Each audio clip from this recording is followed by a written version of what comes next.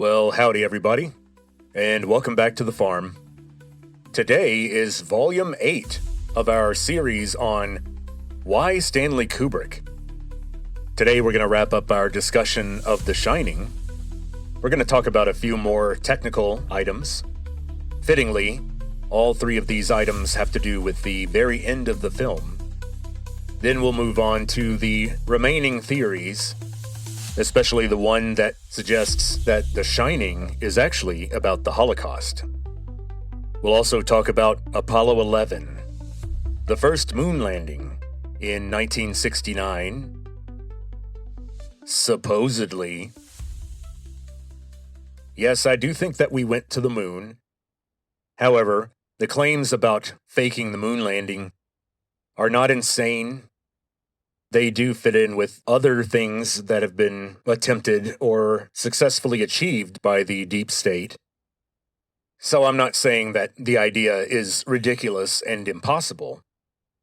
But talking about all the reasons why I think the Apollo 11 footage is genuine, and I think that the information that we gathered from the moon landing and a lot of the photographs were actually censored and kept from the public. So the idea that NASA hides things for the sake of the deep state is not a crazy idea. There is some indication about that, especially when it comes to UAPs, objects that were once called UFOs.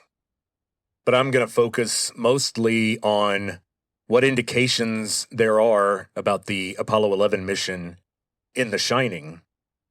And I gotta say, there ain't much. Especially when one of the biggest pieces of evidence, i.e., Danny's Apollo 11 sweater, was kind of explained away by Kubrick himself in a written interview. So, it's not looking good. Then we'll talk about my ideas about what the movie means. So feel free to skip that part or fast forward it. And then, with a tearful eye, we will say goodbye to The Shining.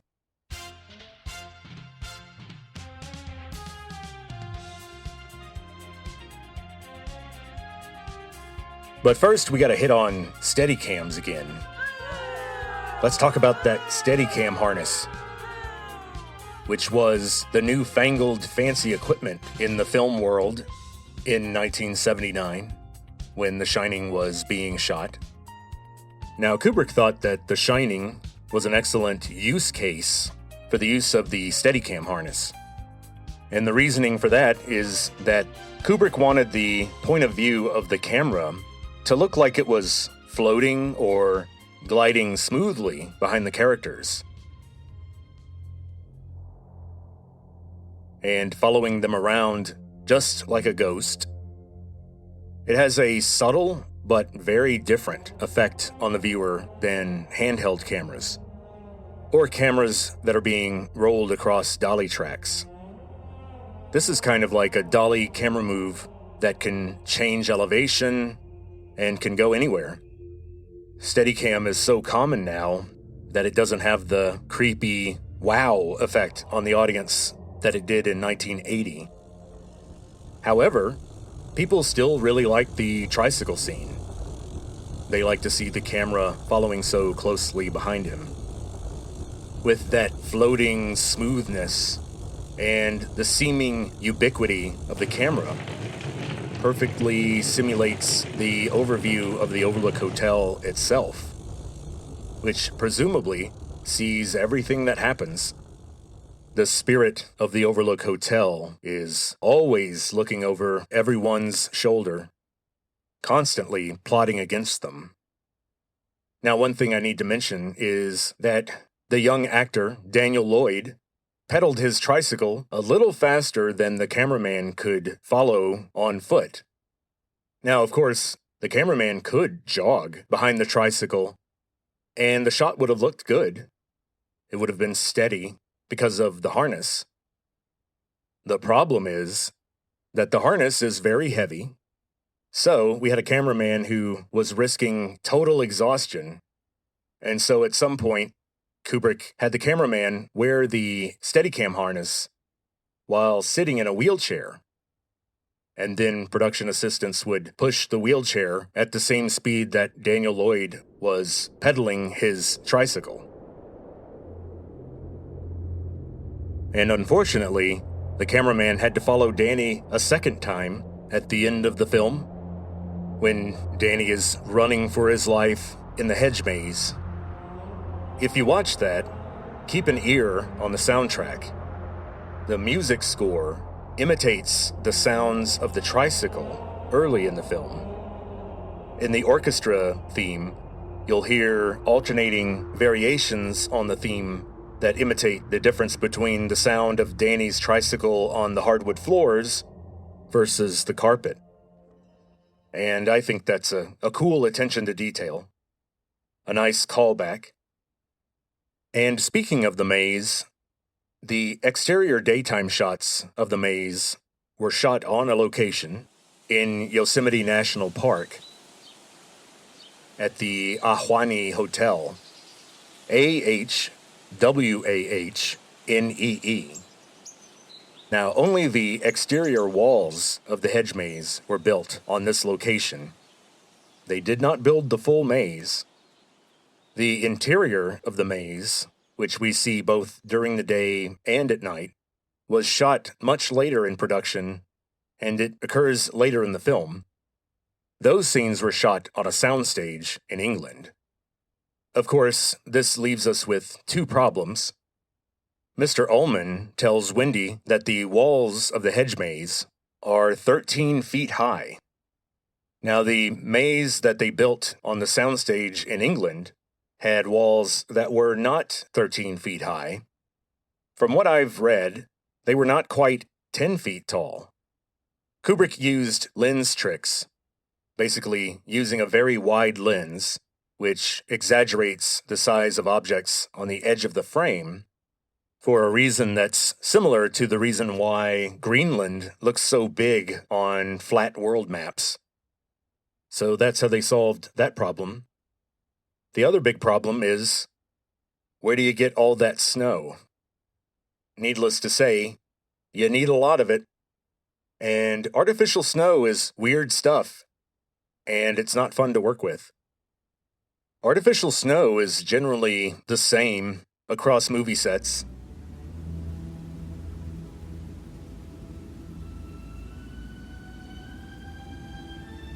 Peter Jackson used a ton of this stuff for certain shots of the Lord of the Rings trilogy. One problem with this stuff is that it has a lot of salt in it. Salt and crushed polystyrene. So it's salt and styrofoam. And Kubrick ordered 900 tons of it. So The Shining uses 900 tons of salt and crushed polystyrene. And this is because almost all of the ending outdoor shots, the shots with all the snow and the maze and Wendy checking on the snowcat, that was shot on a soundstage. So now you can probably imagine why they needed so much of this stuff. If you watch the documentary about the making of The Shining, there's a very tense scene where they have a cherry picker that's lifting up a big rack of snow sprayers. They basically spray the artificial snow down on the soundstage so that it looks like snow falling out of the sky. And Kubrick is working very closely, some would say micromanaging, the crew that's operating the snow sprayer, trying to get the exact right amount of snow. And right when Kubrick yells action, when the snow is perfect, Shelley Duvall, as Wendy, is supposed to burst out of the door into the snowy outdoors. But Shelley Duvall misses her cue to come out, and Kubrick is annoyed. Kubrick goes to investigate what happened, and Shelley Duvall explains that she couldn't hear the cue, and Kubrick didn't seem to accept that explanation. And he says, come on. We're fucking killing ourselves out here. Cut. You're terrible at impressions, Vincent. No, seriously, I mean it. It's really terrible. Here's what I said. I said, "Oh, come on, we're killing ourselves out here." Since we're talking about the ending of the movie, and also about the end of the production of the movie, and since Kubrick kept rewriting the script as they were shooting, we can even say that we're talking about how Kubrick decided to end the movie in terms of writing the script. And one thing I think I have to say on this subject is I don't think Kubrick had the slightest clue about how to end the movie. The ending of the novel involves Wendy and Danny getting away in Halloran's snowcat, driving away while the Overlook Hotel burns to the ground. Obviously, Kubrick didn't like that ending, but it is strange to consider that Full Metal Jacket, his next film, ends with buildings burning in the final shot. And one thing I notice about The Shining is that it may not have the most memorable final shot like most of his other films. I think almost everyone's familiar with the image of the frozen Jack Nicholson with his eyes up. Head down, eyes up. Now, when we look back at the final shots of Kubrick's previous films, we have things like giant fetuses floating through space, a sexual assault on a beach, while a bunch of people dressed like Victorian aristocrats applaud, or just straight-up nuclear war after a patriotic Texan literally rides a nuclear bomb out of a B-52 onto a Soviet city. Or in Kubrick's next film, we have victorious American Marines in South Vietnam marching through the burning wreck of a Vietnamese city under a full moon, singing the theme to the Mickey Mouse Club. Now, Kubrick changed the ending of the film even after he turned it in. After some initial test screenings, it became clear that people generally did not like the film. But more about that in a minute. Let's talk about the time between when Kubrick turned in what was the initial final cut of The Shining, but before the theatrical release. So Kubrick had to come up with the poster, the one sheet. What would be on it? How do you convey what the experience of watching this movie will be like? If you were to go on some streaming service, whichever one hosts The Shining at the moment, if you were to go there and look up The Shining, I bet you the cover would have Jack Nicholson's crazed face poking through that hole in the bathroom door that he made. But that's a major spoiler. So he wanted a poster that was a lot more abstract or detached. And being a relic of the classical studio system, he reached out to one of the old masters, a guy who had been doing movie titles and movie posters for decades now. And the man's name was Saul Bass. He also did the opening credits for Martin Scorsese's Goodfellas in 1990. And if you remember that, they were very minimal, black and white, and they sort of just involved sound clips of cars driving by. So, of course, Kubrick didn't like any of the ideas that Saul Bass had. They were working with faxes or even express mail across the Atlantic because Kubrick was in the UK. Looking at these old prints, it's cool how they were all originals, and they were all done with physical ink by hand on paper. So Kubrick kept going back and forth with Saul Bass until he found the image that he liked, the title that he liked. The title and the image were kind of combined. And what you have, and I'm sure a lot of people have seen this, is a poster that's mostly just a big yellow field. A big yellow poster. And in black lettering, we see a strange rendition of the words The Shining And the crossbar of the T is way too tall, way too wide. And inside of that part of the T, you can see this strange, abstract face looking outward with a face of terror. It's kind of a caricature or minimalist cartoon face. So it's not meant to be any of the characters in the film. One thing that Kubrick added was a tagline on the poster, and that tagline says, "A masterpiece of modern horror." I think a more accurate statement would be a masterpiece of contemporary suspense. Number one, all horror is modern. It is a modern literary genre. There were no horror novels in the 1600s. I would say maybe Dante's Inferno, 300 years earlier, may have been kind of close. Could be considered a precursor. But the masterpiece part is one that a lot of people had a problem with. Now, Saul Bass didn't come up with this tagline, and it was not a quote from a critic or a fan, the few fans that this movie had at the time.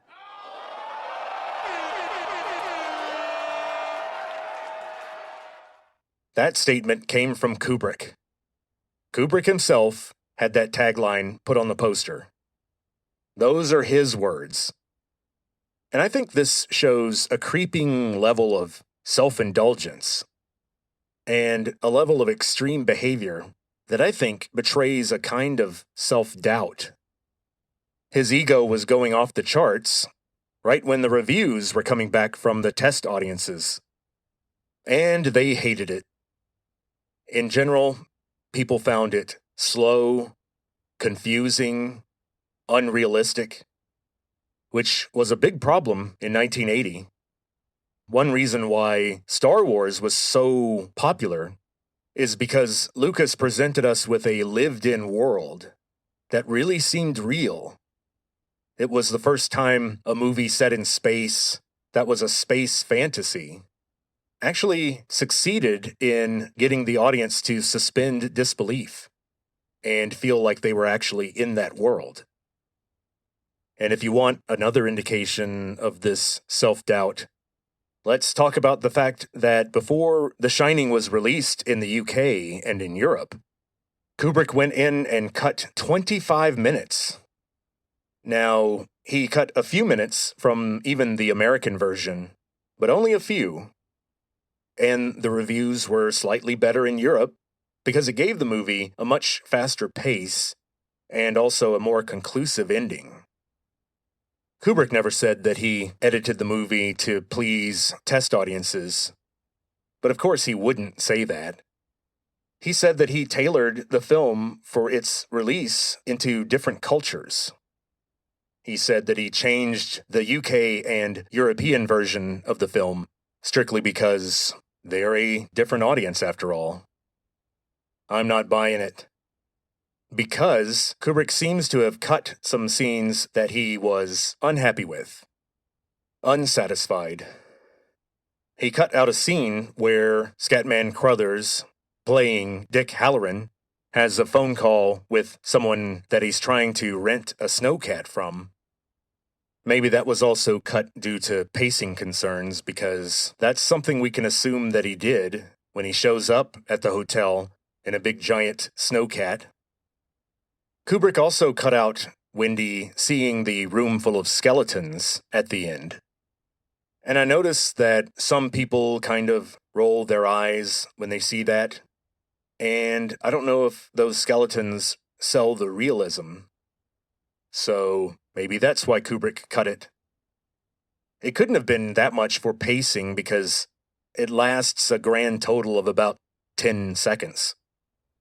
10 seconds is a drop in the bucket for a movie with long takes like The Shining. Even your more highfalutin, high-culture critics thought it was slow and overbearing. And the critics weren't kidding. When Oscar season came around, The Shining was Kubrick's first movie to receive 0 Oscar nominations. And again, let me reiterate that this is back when the Oscars meant a lot more. They still weren't the definitive indicator of filmmaking ability, but there was more of that than there is now. The Academy was a much less political place back then. Now, by 1980, Kubrick had become close friends with an up-and-coming younger director named Steven Spielberg, and he and Kubrick would have long, marathon, expensive, transatlantic phone calls. But Kubrick and Spielberg were able to meet over dinner shortly after the release of The Shining. Now, I suppose the tension was pretty high because The Shining was getting attacked, and Kubrick could tell that Spielberg wasn't really talking about the movie. The Shining was becoming an elephant in the room, and Kubrick was curious. He apparently just flat out asked Spielberg directly, "So, Steven, what did you think of my movie?" Spielberg himself launched into a long discussion about all the amazing technical achievements and the photography and the skill in manipulating the audience's feelings and perceptions. But Kubrick could tell that Spielberg was holding back, and so he apparently cut off Spielberg's rant by saying, "Steven, it's obvious that you don't like the movie. What didn't you like about it?" So, according to Spielberg, he explained that he thought that the acting was over-stylized.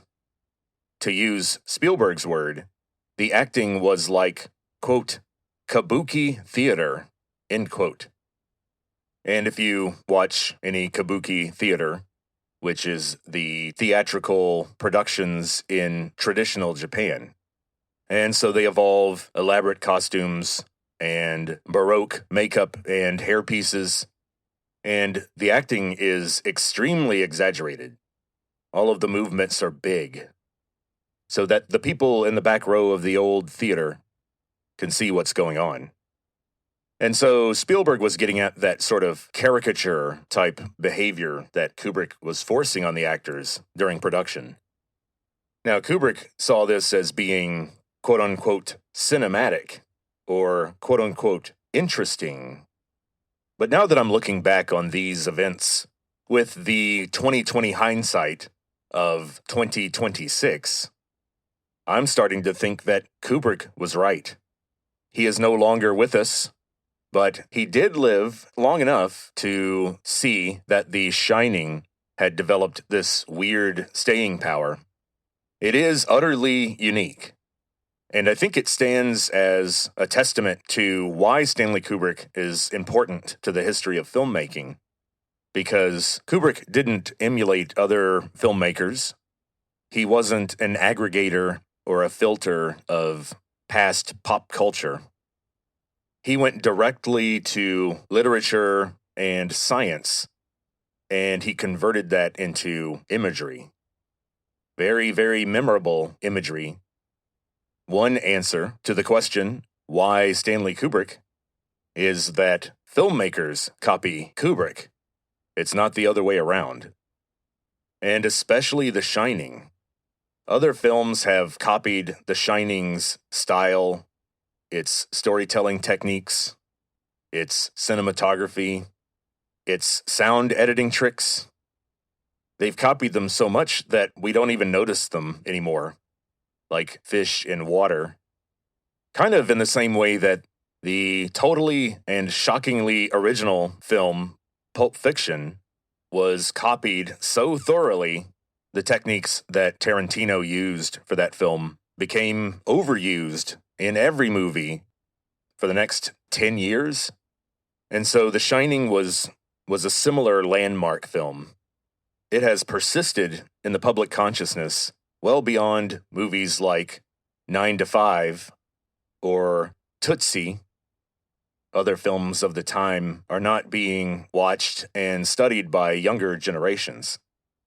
Another strange thing about the legacy of The Shining is that it's still classified as a horror movie, and I think that's just plain wrong. Stephen King wrote a horror novel, with psychological and supernatural elements. But Stanley Kubrick made a film that's not really horror. It's more of a psychological suspense thriller. Now, let's look at one of the elements that makes the story really creepy, both in the novel and in the movie. So it's kind of a fundamental part of the story. And that element is that time doesn't work the same way in the hotel as it does in the normal world. Time doesn't exist in the Overlook. You'll notice all the ghosts, including Delbert Grady, of course, always talk about things going on forever and ever. Delbert says, "You've always been the caretaker." His twin girls invite Danny to come play with them forever and ever. And so what does this mean? Kubrick did say that there was an intentional suggestion that there's some kind of cycle of reincarnation associated with the Overlook Hotel, but it's not conclusive. For example, at the beginning of the film, Jack tells Wendy that when he went to the Overlook for the first time, he felt a powerful sense of déjà vu. Déjà vu, as soon as he walked in through the front doors. And this time weirdness does not come from Kubrick. That's definitely part of Stephen King's writing. And it's not restricted to The Shining. I personally have only read a handful of Stephen King novels. I will say that I did finish the unabridged version of The Stand, which is a real cinder block of a book. But my brother and my wife have read a lot more than I have of Stephen King. And from doing some additional research, it appears to be true that in Stephen King's writing, we often see evil entities as having some sort of special control over time. In other words, the spirit beings in Stephen King's writing often don't perceive time the way that us mortal humans do. And they aren't restricted by the restraints of time the way we are. Somehow, they can see the future, they can affect the past, or be in two places at once. Now, at this point, I have to bring up one of the theories, which is called the no ghosts in the Shining theory. This theory directly contradicts what I was just talking about the timelessness of evil in Stephen King's writing. But then you have people who suggest that The Shining is entirely psychological. In other words, there are no supernatural elements at work in real life for Jack and Wendy and Danny. All the weird stuff in the movie strictly happens in Jack and Wendy's and Danny's heads. They're all nuts for some reason, and they are hallucinating like mofos up in those Rocky Mountains. I think this is better evidence for the MK Ultra theory, because there is some counter evidence. For example, one of the big stumbling blocks for the no ghosts in the Shining theory is when Delbert Grady, who is very clearly some sort of spirit, seems to somehow unlock the storeroom to let Jack out. Now, who let Jack out? The no ghosts in the Shining theory people say that it was Danny. That Danny somehow, I guess, got a footstool and a pair of bolt cutters, and he busted his dad out of that storeroom. I think that's unlikely. And here is the coup de grace. It turns out that Kubrick actually shot a scene of Grady outside the storeroom taking the lock off the door. And later, Kubrick did say that Grady releasing Jack from the storeroom was the first undisputed sign that the supernatural is actually real in the story. So, in my mind, that means that in Kubrick's own headcanon, the supernatural is real. the Overlook is an actual entity, and the characters are not hallucinating like mofos. It turns out the hotel is haunted like a mofo. And there aren't just supernatural elements to the Overlook and to the movie at large. There are also demonic elements. Yes, it turns out that the Overlook is part of the demon realm. So what are some of the clues to that? Well, let's look at the very last shot of the film. The Dolly Inn on the old black and white photograph showing Jack Torrance with old-fashioned slicked-back hair and a tuxedo attending some party on July 4th, 1921. Now, we'll get back to what this date might mean, but let's look at Jack's photo. Let's look at how he's standing in the photo. And let's look at how one of his hands is kind of pointing up in this strange half W shape. And then his other arm is sloping downward, like his fingers are pointing at a 45-degree angle at the ground. Now, if you take that shot and put it right next to the traditional image of Baphomet, one of the forms of Satan that comes in a sort of humanoid goat form, and he's seated on some kind of throne. And in those images, you can see that his arms are in the exact same position as Jack Torrance. And no, that's not all.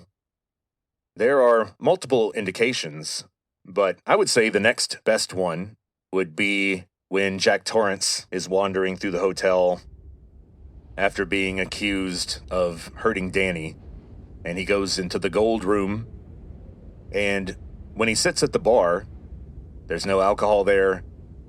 Lloyd, the bartender, is nowhere to be seen. Jack Torrance is all alone. Sitting at that bar, he puts his head in his hands, completely defeated, and he says to himself, "I'd give my soul for a glass of beer." Which is, by the way, a very irresponsible statement. For me, it would totally depend on what brand of beer we're talking about. But for Jack Torrance, this puts him directly in a kind of Mephistopheles or Faust type situation, where he's trading his soul for favors from Satan. And this would be a definite clue that the hotel is demonic or just somehow otherwise connected to Satan. And so we've connected the hotel to Satan. Now we're going to identify the hotel with the United States.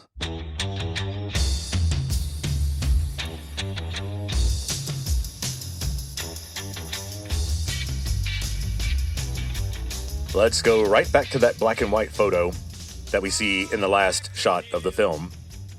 If you look at the writing at the bottom of the photo, the caption, the text says, July 4th, 1921. What's important about that date? Was it just chosen at random?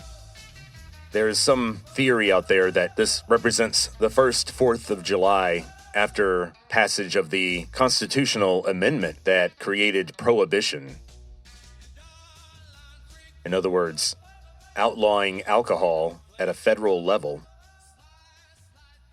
However, I checked, and alcohol would have been illegal on Independence Day for the first time in 1920. So this was actually 1 year too late. But I do think that the year is important because it puts it right at the peak of the Prohibition era.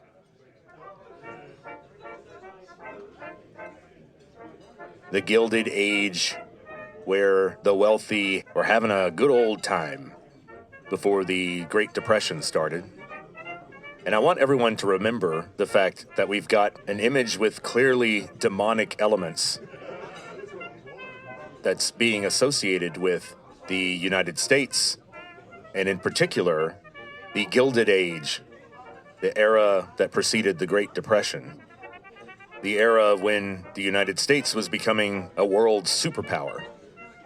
So remember that association when I talk about my own theory that psychologically, on a deep level, the haunting in The Shining is the haunting of the American past. But there are others who say that The Shining is really about the world's past, or in particular, the dark past of Central and Eastern Europe. And of course, I'm talking about the Holocaust theory. People find all kinds of clues all through the movie. And the Holocaust theorists claim that the year 1921 is important because it was a landmark in Hitler's rise to power in Germany. I don't know. There were a lot of landmarks in Hitler's rise to power, and I think there were better landmarks than 1921.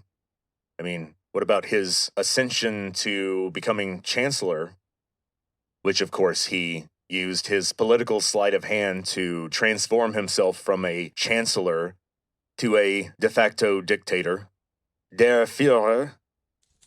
Another clue, they say, is the Adler typewriter. Jack Torrance is seen typing on an old manual typewriter that has the brand Adler on the front.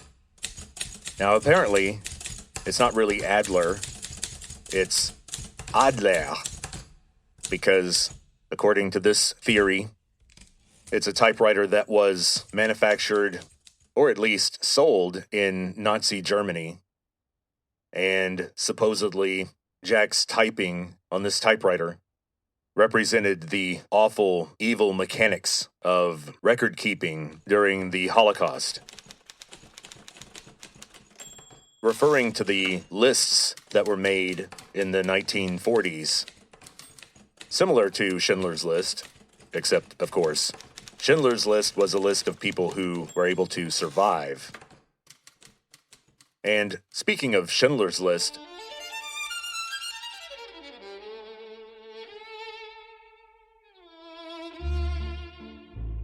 Kubrick did live long enough to see Schindler's List, the latest magnum opus of his young friend Steven Spielberg.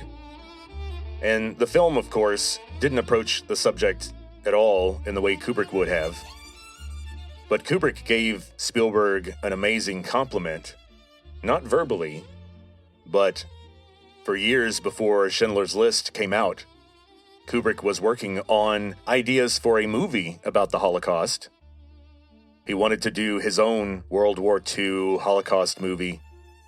And after seeing Schindler's List, Kubrick dropped the project and moved on to something else. Because he said that his friend Spielberg had created the definitive film on the subject. And he wasn't going to try to come in with some lesser material. So it is true that Kubrick had a huge interest in the Holocaust, but it seems a little thin. To me, the fact that Kubrick was very interested in the Holocaust, I think, tends to work against this theory, because I think Kubrick would have been more explicit. He would have made a film that focused on something as huge as that. He wouldn't make a movie about something completely different and then hide some clever clues in it.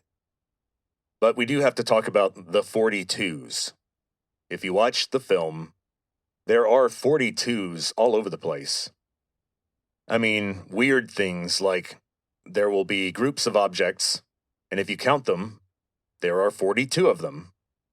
Or in the gold room, at the bar, you'll see 6 chairs placed in a pattern where 4 of the chairs are grouped off to the left, and 2 of the chairs are off to the right, making a 4 and a 2. 42. I admit, the 42 stuff is strange, and the idea is that this relates to the start of the final solution in 1942 under the Nazi government. But, I don't know. The Holocaust one is a little thin. but it's not as thin as the Apollo 11 theory. So let's go back to that single biggest clue that The Shining is really about the faking of the first moon landing. The sweater. At a pivotal point in the film, we see Danny wearing a big bulky sweater, and the sweater is knit with a pattern that shows the giant Saturn V rocket on his chest, ready to launch, and it says Apollo 11 on the sweater. Now, the problem here is that Kubrick actually talked about this sweater, and he said that the sweater was selected the same way all the costumes were, by thinking about what would Danny want to wear, and what would Wendy buy for him. And then, yes, there were symbolic concerns, but Kubrick said that the rocket would have appealed to Danny because it was an escape. It was the idea of escaping to the moon. Traveling in space is something that a troubled kid would be fascinated with. It was his way to get away from his problems, or rise above them. That makes sense to me. I guess I'll mention another piece of evidence is supposed to be in the same shots where Danny's wearing that sweater. If you look at the layout of his toys on the carpet, you'll see that they match fairly closely with the layout of the launch pad where Apollo 11 was launched from in Florida.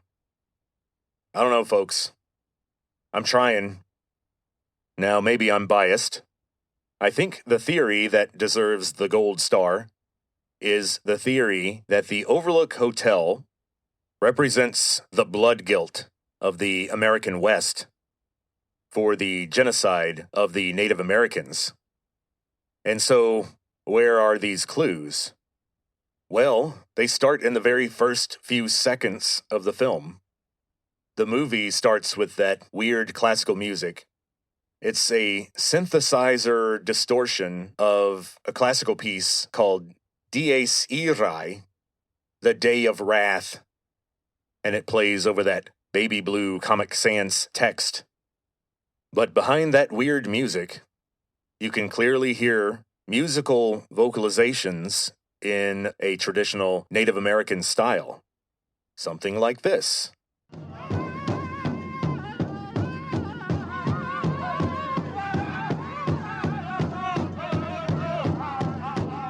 So if you go back and watch the beginning of the film, you'll hear that stuff. Now, we have to address the fact that this is set in Colorado. It's in the Rocky Mountains, the American West. And so stories about Native Americans and Native American motifs would make sense. But I think the native imagery and the references to natives is strangely prominent, even for an old hotel in Colorado. For example, in one pivotal scene, the camera is focused very closely on Dick Halloran's face. Dick Halloran is kind of off to the right, and right smack in the middle of the frame is a big can of baking powder that's on a shelf behind him. And this particular baking powder was a brand called Calumet, Calumet, and that's a Native American word, and because of that, probably, the company put the face of a Native American on the can, wearing a traditional feather headdress. That's weird. We know that Kubrick fussed over every detail of the set. So to have this Native American face right next to Halloran, almost looking over his shoulder, I think was done on purpose. I think there is a deliberate reference to the Native Americans that once inhabited that whole area. But The Shining isn't about Native Americans, even though I think this theory is true. The Shining involves Native Americans because The Shining is really about America, the whole continent of North America, and the colonization that occurred, and the collisions between cultures that caused. And I think this association with the United States is what gives The Shining its cultural and psychological staying power. I think it's similar to why The Wizard of Oz had such an effect, because that story is also about America. So in my theory, the Overlook is the United States, a big, beautiful place with a haunted past. Think about how Mr. Ullman, the manager of the Overlook, describes some of the people who have frequented the hotel in the past. Wendy asks, "Have any royalty stayed here?" Ullman nods. He smiles and he says, "All the best people." And so this is designed to give us this sort of image of the early to mid 20th century jet set, as they used to call them. Think of them as the early versions of the American elites, cavorting around at their perverse parties over a Native American burial ground. It's almost like the Overlook is a node or a nexus of evil, where the original sins of the United States have become personified. In other words, the Overlook is a kind of heat sink of evil for the North American continent, where souls are trapped for long periods of confusing punishment as they languish there for nearly eternity. In addition, I want to offer that Wendy and Danny are often seen wearing red, white, and blue, and the Apollo 11 sweater is supposed to identify Danny with the United States, rather than identifying Stanley Kubrick with the deep state. So Wendy and Danny represent the ordinary, everyday Americans who try to survive on this haunted continent.